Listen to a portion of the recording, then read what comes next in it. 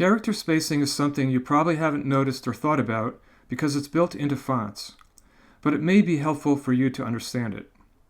When we say character spacing, we're not talking about kerning or tracking here, as I'll explain. There are two kinds of fonts in regards to character spacing. The first kind is monospace. In monospace fonts, each character occupies the same horizontal space, regardless of shape. This is what fonts were like in the days of typewriters. This type of font is rarely used nowadays in graphics because they look very crude. Monospace typefaces are used primarily in code editors and cases where text characters need to line up in columns, such as spreadsheets and tabular data. Here's an example of the most common monospace typeface, Courier. Proportional is the other type of character spacing in text.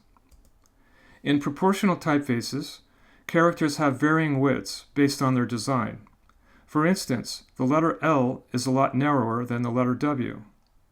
In monospace, they're the same width. You can see the difference between monospace and proportional typefaces here. Proportional spacing is the modern standard for almost all fonts nowadays. Proportional fonts are much better looking and have high readability. There are a few caveats for proportional typefaces. Most typefaces are not well hinted for display uses. Hinting has to do with how fonts render character spacing at small sizes. This is one reason never to use small type for web pages. Some letter combinations appear too tight next to each other or touch, for example, capital A and capital V. This is normal and can be adjusted by kerning.